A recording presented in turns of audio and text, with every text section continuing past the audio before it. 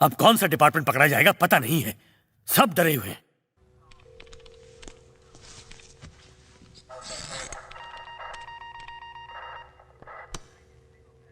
Yes, control room.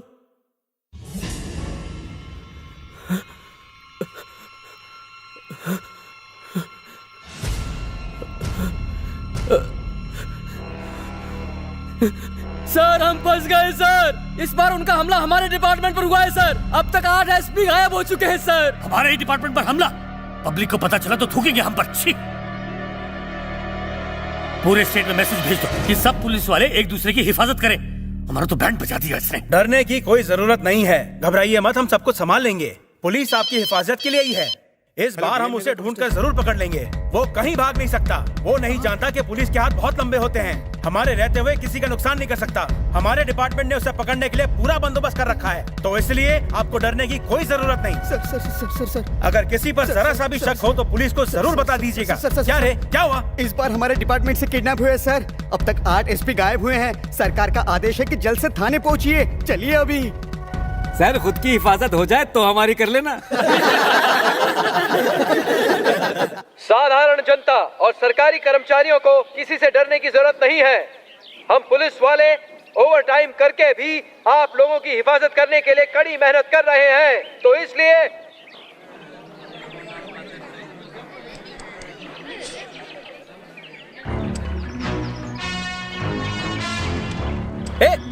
कौन हो तुम?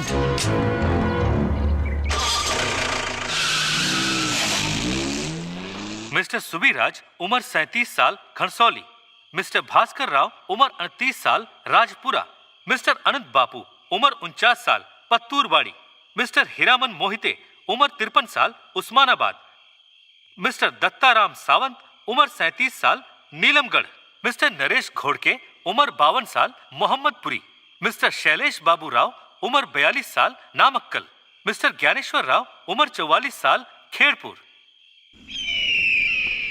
पिछले 3 दिनों से 15 पुलिस वाले पता नहीं कहां गायब हो गए हैं और गायब हुए ये पुलिस वाले एसपी रैंक के बताए जाते हैं। महाराष्ट्र पुलिस ने उन्हें खोजने के लिए अपनी कोशिशें तेज कर दी हैं। ये सरकारी कर्मचारियों के गायब होने की दूसरी बड़ी घटना है। इसकी वजह से जनता के बीच में एक दहशत का माहौल बना हुआ है।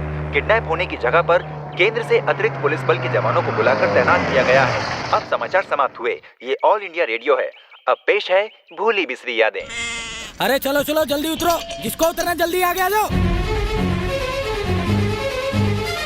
चल भाई चल आगे चल।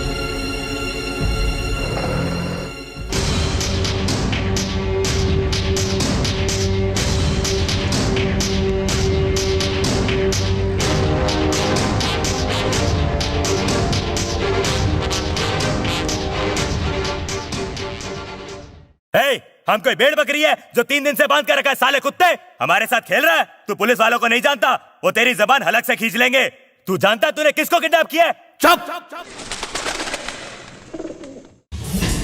जानता हूं, नाम नरेश घोड़के, अंग्रेजी कैलेंडर से 1994 का साल, मार्च का महीना और तारीख 24, दिन शुक्रवार। मोहम्मदीपुर में तुमने एसपी की ड्यूटी ज्वाइन की। ज्वाइन किए हुए अभी 3 दिन भी नहीं हुए थे कि जहरीली शराब पीने से 16 लोग मौत की नींद सो गए। शराब के डीलर को बचाने के लिए तूने उस हादसे को एक्सीडेंट दिखाया। जो पहली घूस तूने उससे ली वो 15 लाख की थी। तेरी पोस्टिंग तो दूसरी जगह हो गई, पर वो शराब का डीलर नहीं सुधरा। उसने फिर से 3 वारदातें ऐसी ही की। तूने उसे फिर से बचाया। फिर तेरी पोस्टिंग अमरवाड़ी में हुई। पुलिस स्टेशन के अंदर एक औरत का रेप हुआ। जब तक तू वहां पर रहा, तेरी घूस की रकम का टोटल पहुंच गया था 43 लाख के आसपास। और उसी रकम से तूने अपनी बीवी के नाम सलेलपुर खेड़ा में एक जमीन खरीदी। और उसके बाद तिमादपुर, अकोटू, तुतरिया, थाने, इन जगहों पर तेरी पोस्टिंग हुई। घूस पहुंच गई करोड़ों में। तेरी वजह से मरने वाले थे 63 लोग। मंगलवार जिस दिन तू किडनैप हुआ, शाम 4:35 पर तूने आखिरी घूस में जो रकम ली वो 6 लाख थी। हमारे देश के प्रधानमंत्री और राष्ट्रपति को भी किसी को मारने का हक नहीं है, पर तुम्हें इस हक से नवाजा गया है। जानते हो क्यों? ताकि एक पिता अपने बदमाश बच्चे को सुधारने के लिए सबक सिखा सके। कई ईमानदार पुलिस वाले कर्तव्य निभाने के लिए अपनी जान कुर्बान कर देते हैं। उनके नाम पर कलंक हो तुम। गर्व महसूस करो, तुम ही वो आदमी होगे जो पूरे डिपार्टमेंट से करप्शन दूर करेगा। मुझे मत मारो, मुझे मत मारो, मुझे माफ कर दो। माफ कर दो, यही वो शब्द है जिसे हमारे कानून से हटा देना चाहिए।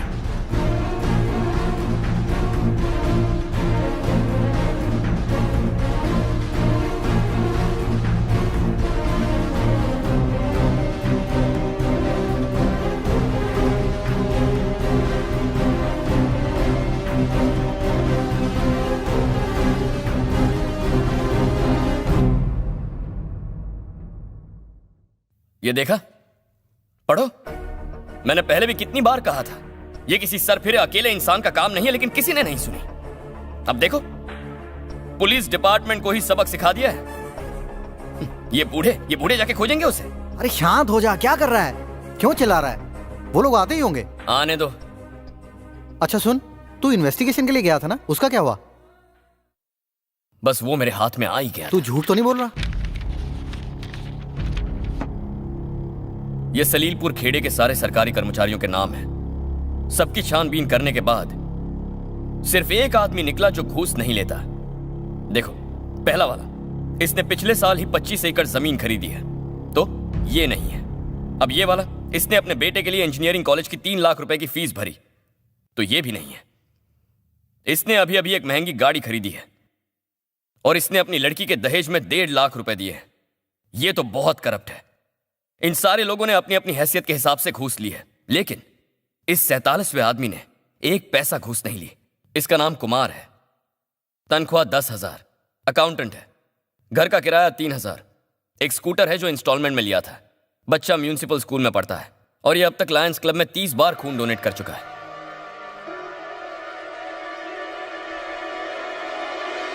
तो यही वो आदमी है जो अपने साथियों को इंफॉर्मेशन पहुंचाता है। हो सकता है, चांसेस तो है।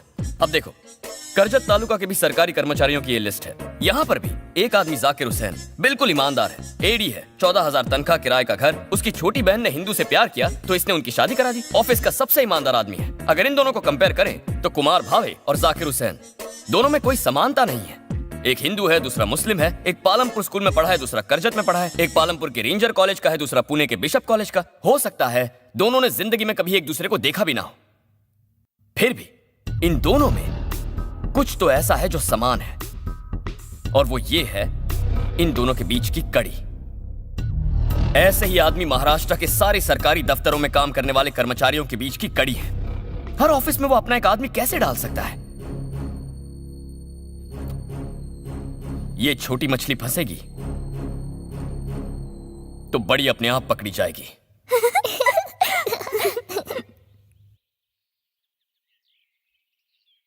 दीदी, दिन भर तुम यही रहती हो, तुम्हारा कोई घर बार नहीं है क्या? क्योंकि मुझे छोटे बच्चे बहुत अच्छे लगते हैं। तो पैदा कर लो ना।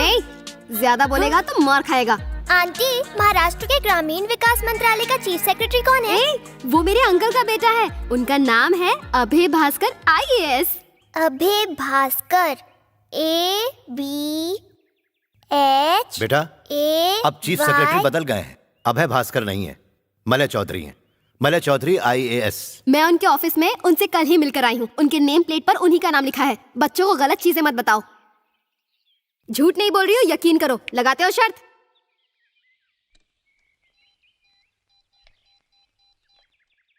Hello secretariat. Hello, mister Abhay Bhaskar मेरे अंकल के बेटे हैं। Can I speak to him? नहीं मैडम, अभय भास्कर का कल रात को ही पुणे में ट्रांसफर हो गया है और आज सुबह से ही मलय चौधरी ने चार्ज लिया है। अगर आप चाहें तो मैं उनसे बात करा सकता हूँ। क्या मैं कॉल ट्रांसफर करूँ? नहीं थैंक्स।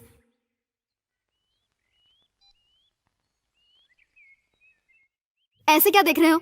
मैं उनसे सुबह मिलने गई थी, हो सकता है शाम को उनका ट्रांसफर हो गया हो। ठीक है, होम सेक्रेटरी कौन है? उनका नाम बताओ। मिस्टर मुरली वोहरा। इंडस्ट्रियल मिनिस्टर कौन है? Mister Shaktikanta Das. PWD minister कौन है? मिस्टर पीतांबर काले। ठीक है, ये बताओ सेक्रेटेरिएट में कितने डिपार्टमेंट्स होते हैं? तुम जानना क्या चाहती हो? महाराष्ट्र राज्य की पूरी जनसंख्या है 12 करोड़ 78 लाख, जिसमें आदमी 58 लाख 24 हजार और औरतें 54 लाख 13 हजार। इसमें रजिस्टर्ड वोटर हैं 8 करोड़ और 6 लाख लोग। और यहाँ का सेक्स रेशियो 929 के आसपास। पुरुष साक्षरता 79.8%, स्त्री साक्षरता 75.5%। 3,17,00,000 लोग गरीबी की रेखा से नीचे रहते हैं। खेती योग्य जमीनें 7,700 स्क्वायर किलोमीटर, खराब जमीनें 2,500 स्क्वायर किलोमीटर। यहाँ कलेक्टर हैं कुल 32। पूरा महाराष्ट्र 5 भागों में बटा है। जिला परिषद 33, गवर्नमेंट हॉस्पिटल 578। मरीजों के हिसाब से औसत निकालो तो एक बेड पर 122 लोग। टोटल पुलिस स्टेशन सिर्फ 1487। पुलिस वाले 91,203। Total jail 145। Railway station 414। Maharashtra पर वर्ल्ड बैंक के लोन का टोटल है 7,500 करोड़। हर रोज 4 मर्डर, 3 रेप और 58 चोरियां। हर घंटे पर 127 बच्चे पैदा होते हैं, जिसमें से 44 मर जाते हैं।